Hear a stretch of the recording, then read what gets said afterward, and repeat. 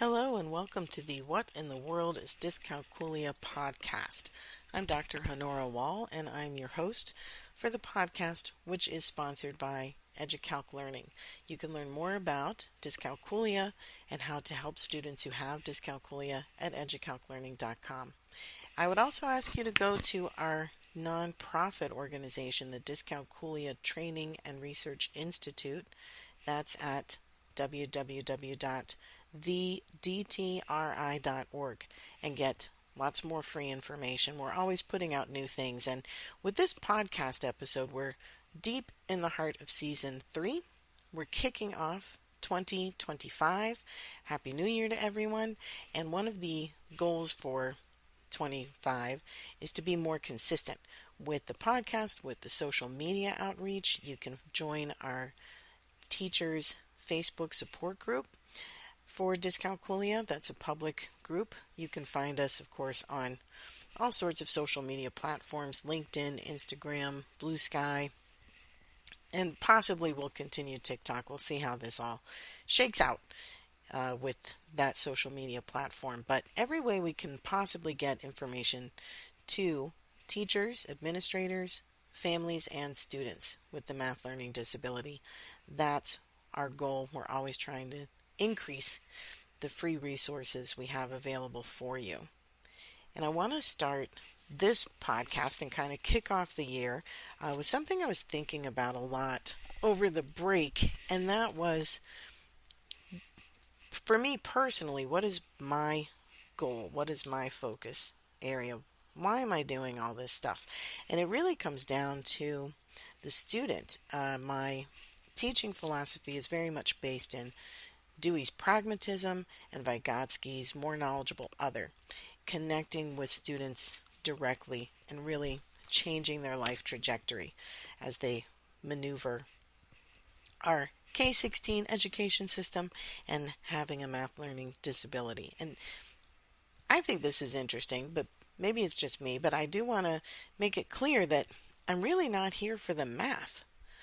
Math is the setting, and the students are the characters. But for me, math is not the theme. The theme for me is triumph. It's taking down a system that puts up barriers that are unnecessary. It's helping people find their true sense of power and overcome their struggles. That is my theme. That's why I'm doing this work. And I think that's important for people to know as they listen to my podcast, look at my information, and check out the materials that we develop. It's designed for people who have a learning disability or some other issue. Could be trauma, could be anxiety disorders, depressive disorders, other types of neurodivergence, something that's keeping them from reaching their full potential, especially in math, because that impacts so many other areas of life. We know the qualitative research on people with dyscalculia leads to not completing high school sometimes, not completing their college degree quite a lot of the times, which is horrible, not being able to get into the careers they want, earning less money over time, not being part of the family finance conversation, and not having that self-confidence, maneuvering the world with a strong sense of numeracy. And there's no reason for that. So I want to change that for people, and that's the goal of all of the work that comes out of EduCalc Learning and out of the DTRI. If that's also your interest area, this is going to be a really great place for you, and we're going to be able to partner really well. If that's not your focus, then you're probably not going to agree with a lot of what I have to say. And I'd like you to know it now so you can find the best resources for you. There's lots of different lenses to look at this through. And another theme for me is that I don't like bullies. I don't like it when people are bullied. I don't like people who are toxic to other people. And sadly, we have too many people in education and in families who are very toxic and bully people with dyscalculia or other learning challenges. And that really makes me mad. And the more I can call it out and get people to change that behavior, I'm going to take that opportunity every time it comes up. I also find our K-16 education system here in the U.S. has some inherent systemic bullying involved. And there's a lot of barriers that are designed for I don't even know what, some crazy definition of rigor that no one can really define, rather than letting rigor be defined by the student and the user. Some crazy system of state mandated testing, which is not designed for neurodivergent students in any way, shape, or form. So I guess we can thank those state mandated tests for pointing out that disabilities do exist and that learning disabilities can be impacted by test presentation and format and question design. And if we compare that to classroom performance, we can really see the difference. However, in the classroom, a couple of things I'm going to be talking about this year that I really need teachers to hear me on.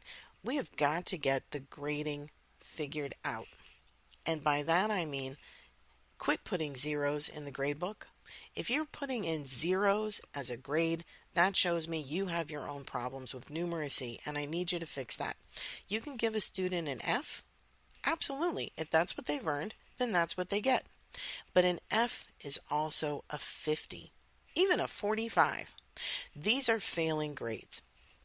You can absolutely put them in your grade book, but they are a grade that someone can overcome simply by working with the averages. Trying to overcome a 0 is near impossible. Trying to overcome a 50, that is possible through hard work, concerted effort, and putting in the time. But if you're putting zeros in the gradebook, you're creating an extra barrier that the student cannot overcome no matter how hard they're working or what kind of effort they're putting in. That's unnecessary, so just knock it off.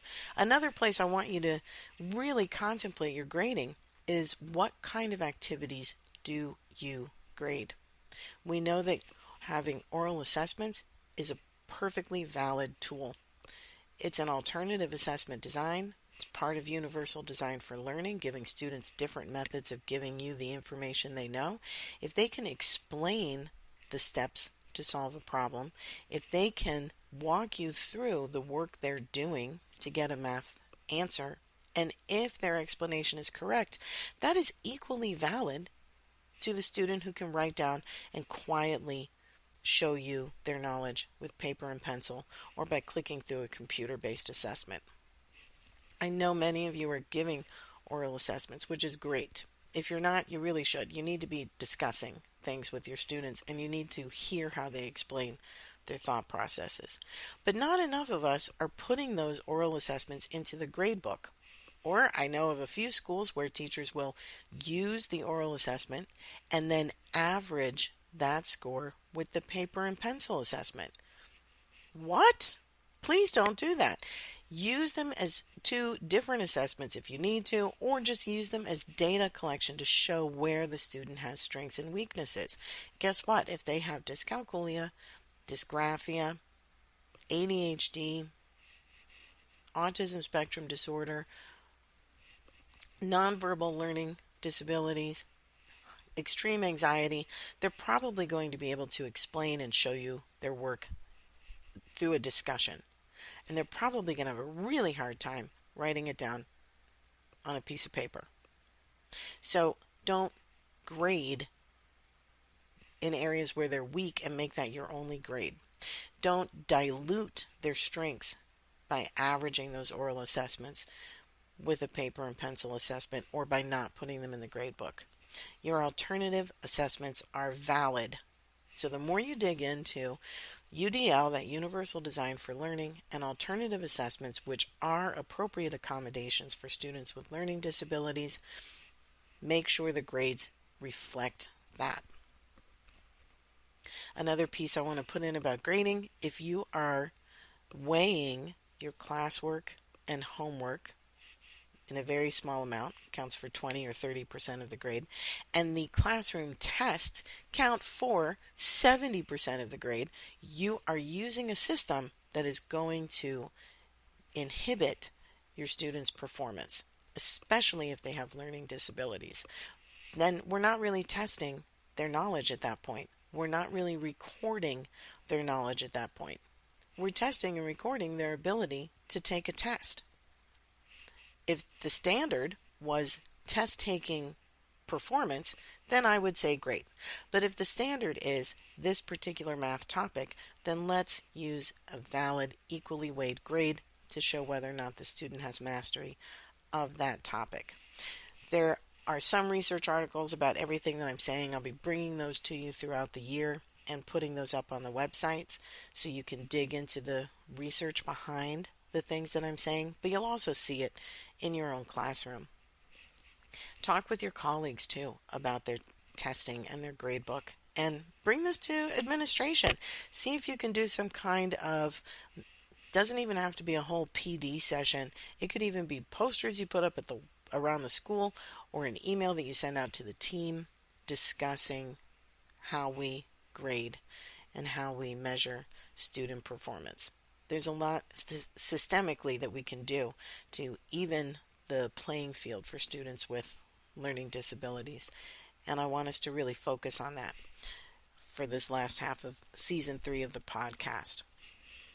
Okay, that's enough of my soapbox for today. But that gives you a lens of where we're going to be going with the podcast.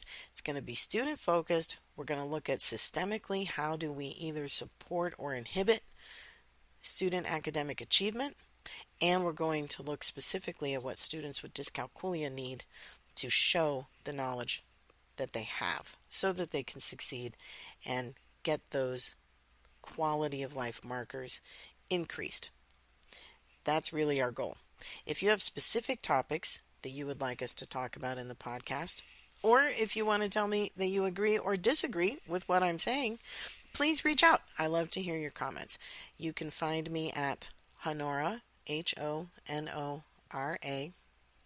at educalclearning.com, or Honora at thedtri.org.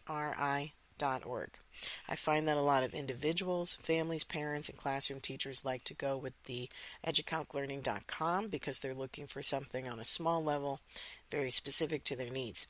And I find that districts, regional education agencies, and state departments of ed prefer to go through the nonprofit so that they're having that conversation not with a vendor necessarily, but with just a nonprofit organization. Happy to help you in either way. And I'm happy to bring some of your questions to future podcast episodes and answer those questions for you. Thank you very much for listening to What in the World is Dyscalculia. We'll be bringing you lots more consistent programming with research, with researchers you can look up on your own, and with information about conferences where you can either hear me speak or hear other people talk about dyscalculia and neurodivergence. This is the What in the World is Dyscalculia podcast. Thanks for listening.